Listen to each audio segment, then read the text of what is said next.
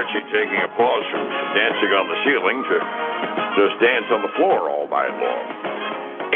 8:42 here. It's 18 here before 9. Advisory services offered through Second Half Financial Partners, LLC, an SEC-registered investment advisor. The opinions voiced and information provided in this material are for general informational purposes only and are not intended to provide specific advice or recommendations for any individual. To determine which investments are appropriate for you, please consult with a financial advisor. Second Half Financial Partners, LLC does not provide tax or legal advice. Please consult your tax or legal advisor regarding your particular situation. It's time. Check in and find out what's going on money-wise around Wall Street and the world this morning. Phillip Statler from Statler Financial Services is on the line this morning. And, Phillip, I just don't think we gave a fig about all the Fed policy and Fed worries and Trump's war with the Fed governor. We had a pretty good day yesterday, it looks like.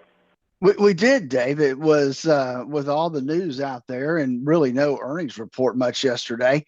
It did end up being a pretty good day yesterday, and we should be thankful for that. It looks like right now the futures are fading a little bit from earlier this morning, and they're really about neutral as we head into the trading day, at least right now.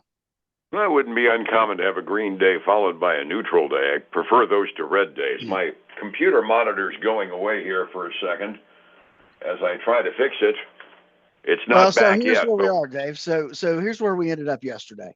The Dow Jones Industrial ended up 0.3% to $45,418.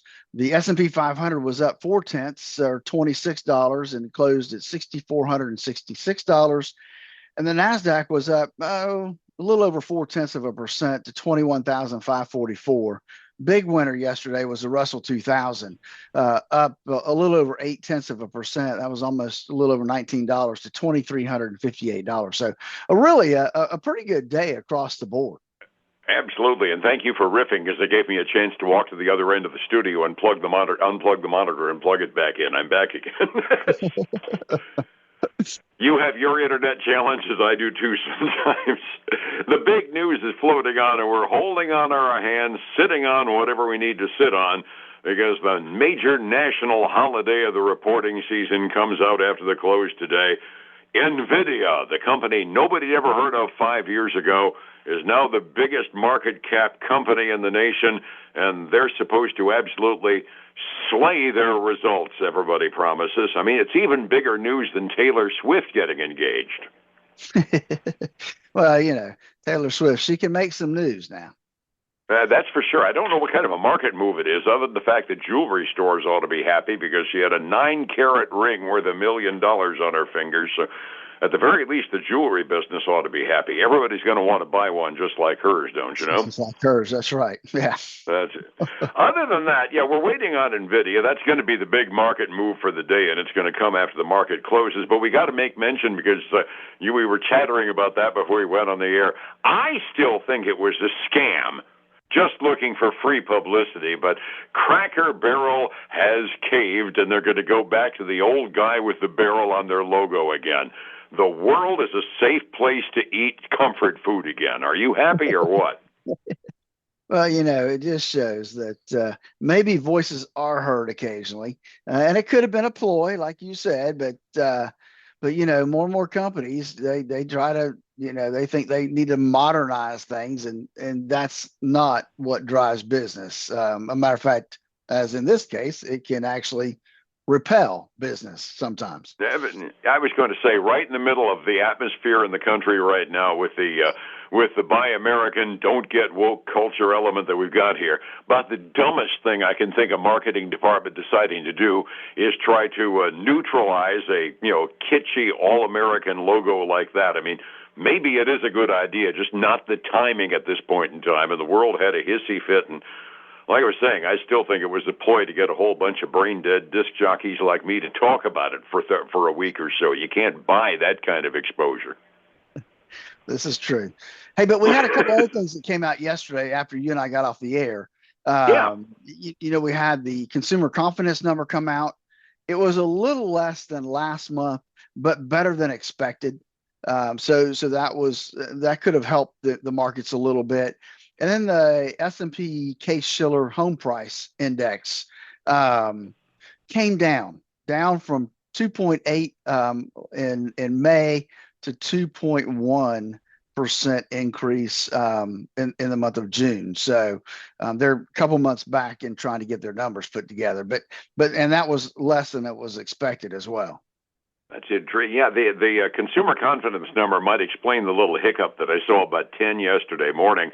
The major indexes took a short dive about 10 a.m. and then all of a sudden thought the better of it and then pretty much climbed steadily, mostly for the rest of the day. So there came our positive number. But boy, at the beginning of the day, we weren't all that terribly optimistic. Evidently, we digested the information quickly and went forward. Other stuff going on this morning in the process. The mortgage applications came in off just a little bit from last week, but the refi number was interesting. It was down by 4% as mortgage rates notched up by like 0.1% last week, but it's up like 19% over last year. And the average mortgage people are applying for this past week, $493,400. That's the highest it's been in a couple of months. It just absolutely boggles my mind, the idea of almost $500,000 for the average mortgage written in this country last week. Yeah, that's crazy. And the payment on that, I can't imagine. Now, yeah, these interest rates, I'm sitting there saying I was so happy to have bought a house back in '03 when property values were cheap around here. It's amazing. Other news that'll probably start getting front and center a little bit later on. Apple has announced the annual unveiling of its new iPhone and iOS 26. They're changing the names of their operating system by year now. They're going to do that. They set the time for September 9th, and we're only about 2 weeks away from that. So all the Apple fanboys are going to be going crazy over that, wouldn't you think? I think so. It always draws attention to what's it going to do, how's it going to be better, what's the improvements that are made, is it worth upgrading? Those are all the things that run through people's minds as they watch that presentation of the unveiling of Apple's new product line. Absolutely. And the fact that they actually did recover enough when Apple reported their quarterly results, they recovered enough with iPhone sales to the point where it seemed to kind of put the market at ease for the moment on the concerns that Apple's becoming kind of a one hard product company. And they kind of are, right? The iPhone is really the leader of their stable of different products, and their some of their watches probably are up there too. But again, some of their other stuff, their MacBooks and those type of things, I think aren't really. I mean, they're supporting, but they're not really giving them the big boost that would be helpful. Yeah, in terms of bulk sales, I mean, when we look at their numbers, iPhone drives Apple, and everybody was concerned when their quarter was coming out because the 16 didn't, by rumors anyway, become a major butt hit. But evidently, they sold enough of them to feel good, and that gives some optimism for the 17. And who the heck knows if they'll ever get AI together? Quarterly reports out from the publicly traded companies. Kohl's has been on the ropes lately. We were gabbing before we went on the air that my wife, when we used to be a major Kohl's groupie, last time we went up to a Kohl's, she was really disappointed, and that was 6 years ago. Been kind of floundering, but I gather they're recovering now, huh? Well, they had a really good quarter. When we look at the numbers, they came in at 56 cents a share versus 29 as expected. Revenue was a little bit ahead of their anticipated number, and so it has them trading up almost 20% this morning. Yeah, they were up as much as 21% earlier. And I found it interesting because I kind of read their dialogue and some of their earnings report. Their issue's been their CEO. They had a decent CEO, and that CEO left to become the president of Levi Strauss and eventually became the CEO. And so they lost that one. They thought they hired somebody good. They brought him over from Michaels, and so they thought that was Ashley Bachman was going to be a good deal. And 2 years into that role, they found out that he was pushing deals with vendors that were owned by his girlfriend. And so they fired him. And so it's just been, kind of a roller coaster since that time. And so they're still looking for a permanent CEO. And so which is kind of why when you said the problem was their CEO, my knee-jerk reaction was, what CEO, huh? That's right. Exactly. So, but they are making some improvements. They're upgrading quality of their product line. The other thing is they've partnership with I just went blank on the name of the big cosmetic group, Sephora. So I know I won't say it right. And they have now put one. I think they'd done it kind of as a test. Well, now they're putting those in every store. And I think that's going to draw people there. I know people that are ladies that's their go-to when it comes to cosmetics. And so I think that may drive people into the store, and that may be helping too. Good. It's nice to see one of the major names that's been kind of sandwiched between the deep discounters and the premium stores doing well, because that was the problem Penny's had, and we know what happened to them. So Kohl's survival could be nice to see. Any other tidbits you got quickly out of the reporting companies before we go to the futures? So the other one I have is Abercrombie & Fitch is one. They narrowly beat on everything and across the board. They're trading down about almost 6% this morning on some different metrics that just aren't quite measuring up.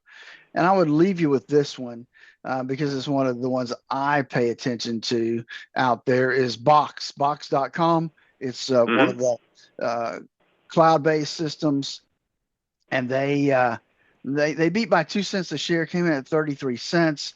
Revenue ahead of expectations. They also raised their full-year revenue guidance. Some good news there. So they're trading up right now at $32.97. That's 5.8% better than where they closed.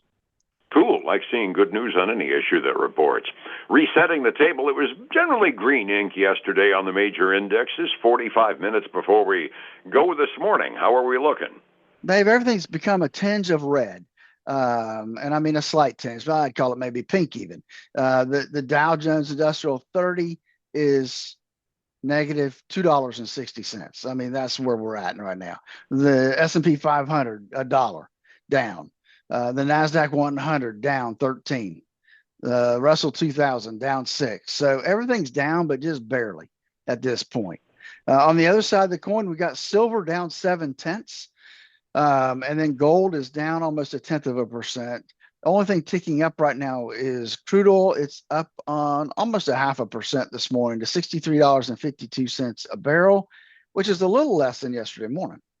Yeah, we'll take the 63 range for a little while. If it wiggles around there, I can almost live with it. Overseas markets, something happened in the Asian Rim. The mainland Chinese markets were off precipitously at the end of their trading day. Everything else was up in the Asian Rim. Europe generally optimistic on balance. The average European index up between, on average about 1/3% up. We have a couple of the markets that are not having great days, but by and large, Europe is doing okay halfway through their trading day. Getting my retirement together is a project that takes some expert eyes. How do I find you to turn my retirement dreams into retirement plans, Phillip? Dave, I'd love to help people do that. We offer 30 minutes of our time on the phone just to see where people are, what they may need to do to accomplish their goals. Love to talk with them. They can give us a call at 863-382-0037 to schedule that 30-minute call. And then join us this weekend for the Statler Financial Radio Show, 6 a.m. at noon on Saturday, 10 a.m. Sunday morning on Highlands News Talk, 7:30 a.m. and 95.3 FM. All righty, and you and me back again tomorrow morning right here to tell everybody what happened today and is likely to affect their money tomorrow. Have a good day, my friend. We'll see you then. All right, buddy. You too. Take care. Thank you. It's 105.7 Light FM and Statler Financial Services. Phillip Statler. Hey, folks, again, I want to thank you for joining us today. Hope your week is going well. Join me again tomorrow. Take care. Bye now.